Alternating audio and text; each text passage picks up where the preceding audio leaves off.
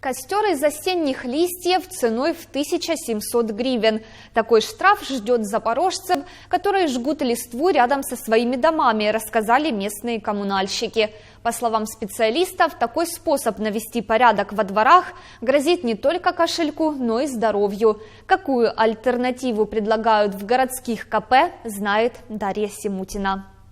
Романтика романтикой, а уборка по расписанию. Собирать листья запорожские коммунальщики уже традиционно приступают в ноябре. Ежедневно на уборку придомовых территорий выходит около 1500 дворников, отмечают в КП «Основание». Жилищникам помогают сотрудники Ремондиса. Нами было увеличено количество сотрудников, задействованных в данном процессе. То есть мы увеличили сменность. За счет этого нам удалось привлечь большее количество сотрудников. И весь световой день практически мы имеем сейчас возможность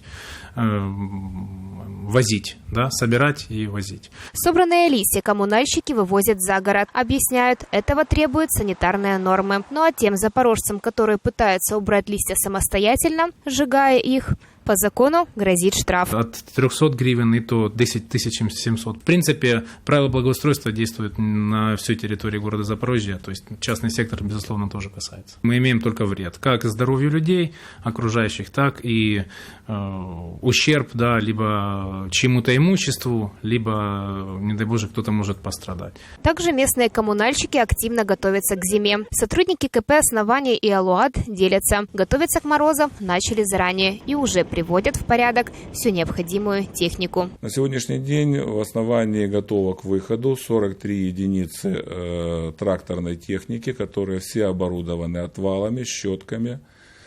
Закуплена резина, аккумуляторы.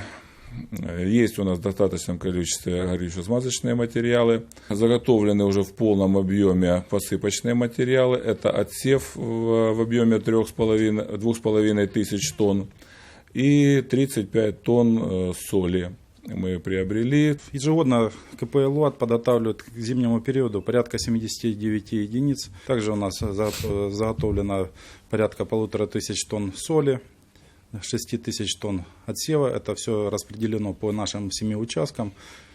В процессе зимы еще у нас планируем докупить 500 тонн соли, чтобы хватило нам на сезон. Подробнее о подготовке коммунальщиков к зиме смотрите в программе телеканала МТМ «Пресс-центр». Следите за анонсами.